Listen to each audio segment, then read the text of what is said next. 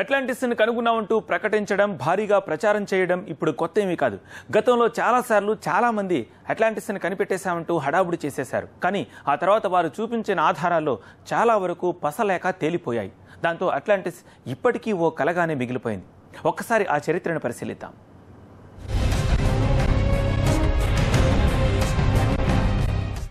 ఇక్కడ సముద్ర గర్భంలో ఏవో భారీ నిర్మాణాలు కనిపించాయి. ఈ సంగతి కొందరు జియాలజిస్టులకు తెలిసింది. అదే అట్లాంటిస్ కావచ్చని కొంతమంది భావించారు. తమ అనుమానం నిజమో కాదో తేల్చుకోవడానికి వెంటనే ప్రయోగాలు చేపట్టేశారు.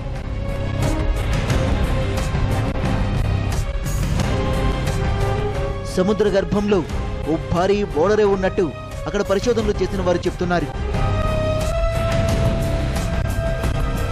అక్కడ కొన్ని మానవ నిర్మాణాలకు సంబంధించిన ఆధారాలు కూడా ఉన్నాయి.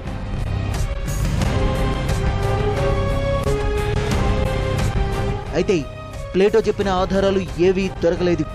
దాంతో అది అట్లాంటిస్ కాదని సైంటిస్టులు తేల్చేశారు.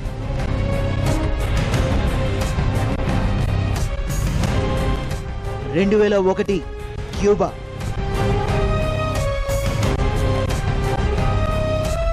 క్యూబా తీరంలోనూ కొన్ని భారీ నిర్మాణాలున్నట్టుగా గుర్తించారు. వాటిపైన ప్రయోగాలు మొదలయ్యాయి. మొదట్లో వాటిని అట్లాంటిస్ గా భావించలేదు. అక్కడేవైనా నిధులు దొరుకుతాయన్న ఆశతో అన్వేషణ మొదలుపెట్టారు.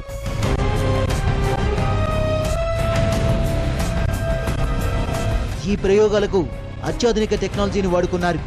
2000 అడుగుల లోతులో ఉన్న సముద్ర గర్భాన్ని చిత్రించేందుకు ఓ సబ్మెరీన్ను సోనార్ టెక్నాలజీతో తయారు చేసిన కెమెరాల్ని ఉపయోగించారు.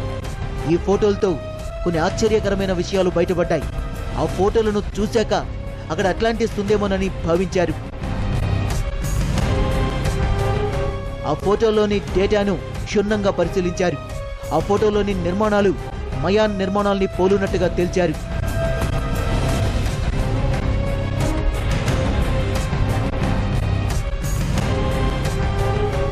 ఆ తర్వాత ఇంకా శక్తివంతమైన కెమెరాల్ని పంపించారు. అయితే అవి మానవ నిర్మాణాల సహజ సిద్ధమైనవా అన్న విషయం మాత్రం నిర్ధారించలేకపోయారు.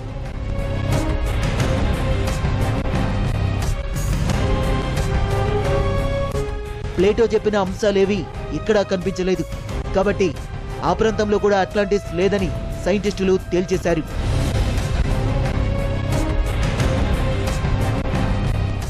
కానీ అన్వేషణ ఆగిపోలేదు, సాగుతూనే ఉంది.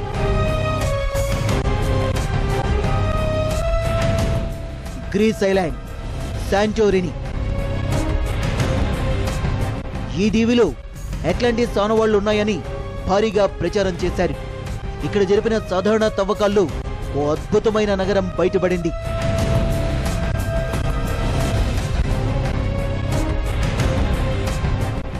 అద్భుతమైన చిత్రకళకు సంబంధించి ఆధారాలు దొరికాయి. అక్కడ గొప్ప నాగరికత ఉండేదని ఆ ఆనవాళ్లు చెప్తున్నాయి. అట్లాంటిస్ కు ఇక్కడి నాగరికతకు కొన్ని పోలికలు దొరికాయి.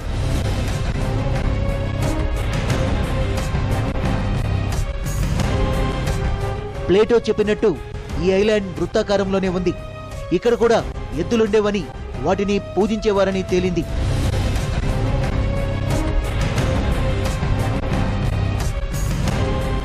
అట్లాంటిస్ నిర్మాణాల్లో నలుపు, ఎరుపు రాళ్లను వాడారు. ఇక్కడ కూడా అటువంటి ఆనవాళ్లు కనిపించాయి.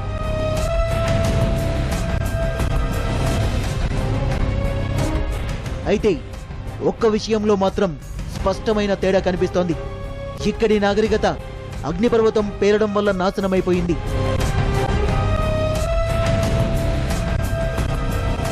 ఓ భయానకమైన అగ్నిపర్వతం పేలడంతో ఈ నాగరికత మొత్తం తుడిచిపెట్టుకుపోయింది.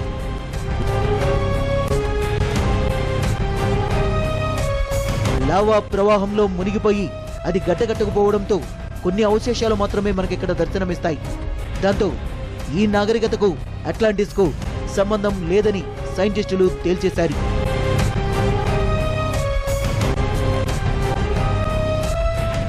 పరిశోధనలు మాత్రం ఆగిపోలేదు.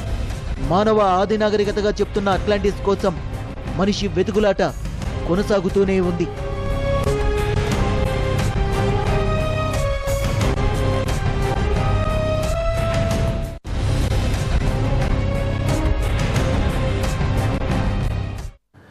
తాజాగా Richard prune and team Atlantis ఆనవాళ్లు కనిపెట్టేశామని చెప్తోంది. స్పెయిన్ దక్షిణ తీరంలోనే అట్లాంటిస్ ఉన్నట్లు చెప్తున్నారు.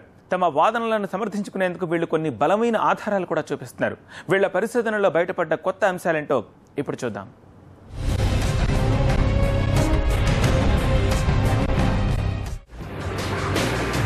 అట్లాంటిస్ మీద రకరకాల కథలు ప్రచారంలో ఉన్నాయి.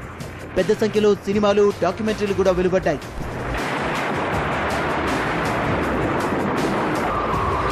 రకరకాల కల్పనలు, కట్టుకథలతో భారీగా ప్రచారం జరిగింది. మరి ఇంతగా సంచలనం సృష్టించిన అట్లాంటిస్ అసలు ఉందా? తాజాగా సైంటిస్టులు బయటపెట్టిన సంచలన సమాచారం ఏంటి? ఇంతకు అట్లాంటిస్ ఎక్కడ ఉంది?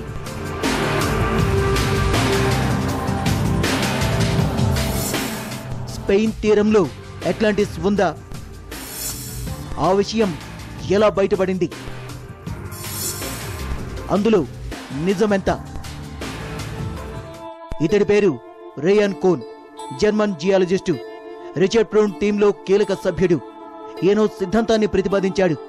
ఆ సిద్ధాంతం ఆధారంగానే అట్లాంటిస్ ఇక్కడి బురద నేల కింద ఉందని నిర్ధారించుకున్నారు. ఆ తరువాత ప్రయోగాలు చేపట్టారు.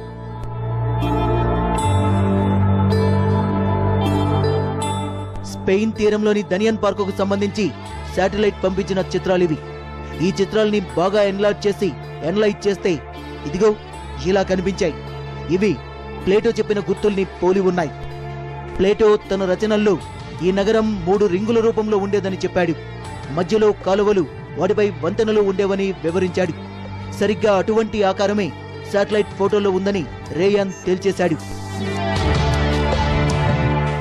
ప్లేటో రచనల ప్రకారం మధ్యదీవిలో 2 దేవాలయాలుండేవి. కూన్ తన పరిశోధనల్లో ఆ దేవాలయాల్ని కూడా గుర్తించాడు. దీంతో రేయాన్ టీం పరిశోధనల్లో మంచి పురోగతి కనిపించింది. రేయాన్ సిద్ధాంతాన్ని, శాటిలైట్ ఫోటోల్ని రిచర్డ్స్ టీం చాలా లోతుగా విశ్లేషించింది. ఫోటోల్ని మళ్లీ సేకరించి వాటిని అనలైజ్ చేశారు. తదుపరి పరిశోధనలపై దృష్టి కేంద్రీకరించారు. ఇక్కడ భూగర్భంలో ఏముందో స్పష్టంగా తెలుసుకునేందుకు కొత్త ప్రయోగాలు చేపట్టారు. ఎయిర్ బెలూన్లకు హై రెజల్యూషన్ కెమెరాలను అమర్చి ఫోటోలు తీయడం మొదలెట్టారు. కొత్త ఫోటోగ్రాఫ్స్ చాలా విషయాల్ని బయటపెట్టాయి. అక్కడ భూగర్భంలో మానవ నిర్మాణాలున్న విషయాన్ని ధృవీకరించాయి. అయితే ఇక్కడ గొప్ప నగరం ఉండి ఉంటే అది ఏమైంది?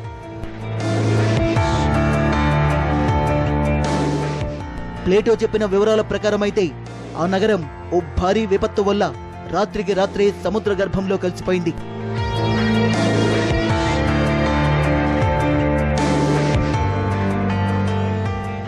ఈ విషయాన్ని ధృవీకరించడానికి రిచర్డ్స్ టీం పరిశోధనలు మొదలుపెట్టింది. ఇక్కడ సముద్ర తీరంలో చెల్లాచెదురుగా పడున్న రాళ్లపై పరిశోధనలు మొదలుపెట్టారు. సునామీ కారణంగానే ఇక్కడి రాళ్లు ఇలా చెల్లాచెదురైనట్టుగా గుర్తించారు. ఈ నగరం సునామీల కారణంగానే మునిగిపోయినట్టు జియాలజిస్టులు కూడా అంగీకరిస్తున్నారు. ఇక్కడ సముద్ర గర్భంలో ఏముందో తెలుసుకునే ప్రయత్నాలు కూడా ముమ్మరమయ్యాయి. సముద్ర గర్భంలోకి శక్తివంతమైన సూపర్ సోనిక్ కెమెరాల్ని పంపించారు. చాలా శక్తివంతమైన ఫోటోల్ని తీశారు. ఆ ఫోటోల ఆధారంగా ఇక్కడి సముద్ర గర్భంలో ఏదో పట్టణముందన్న విషయాన్ని గుర్తించారు.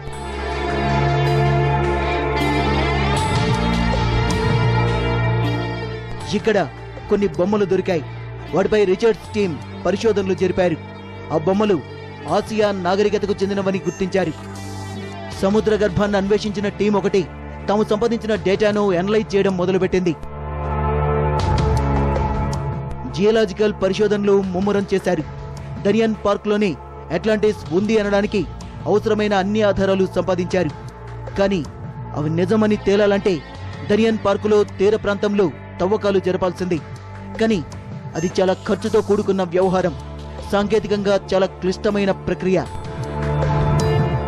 ఇది కాంచోరోనా దనియన్ పార్కుకి కొన్ని వందల మైళ్ళ దూరంలో ఉంది. ఇక్కడ కూడా ఓ నాగరికత ఆనవాళ్లను 20వ శతాబ్దం పరిశోధకులు కనుగొన్నారు. రిచర్డ్స్ టీం ఇక్కడ ఆనవాళ్లపై పరిశోధనలు చేసింది. కాంచన్ రోనాలో దొరికిన గుర్తులు రిచర్డ్స్ టీం వాదనలకు అదనపు బలాన్ని చేకూర్చాయి. సింబల్ చూడండి, ఇది సరిగ్గా ప్లేటో చెప్పినట్టే ఉంది. ఈ సింబల్ ను అట్లాంటిస్ ఉపద్రవంలో బతికి బయటపడ్డ వాళ్లే తయారు చేసి ఉంటారని, వాళ్ళు ఆ ప్రమాదం తర్వాత ఇక్కడో నాగరికతను ఏర్పరచుకుని ఉంటారని రీసెర్చ్ టీం చెప్తోంది. తాము చెప్తున్నట్టు దనియన్ పార్క్ దగ్గరే అట్లాంటిస్ ఉందని వీళ్ళు బలంగా వాదిస్తున్నారు. ఆ విషయాన్ని ఇంకా ప్రపంచ పరిశోధకులు నిర్ధారించాల్సింది.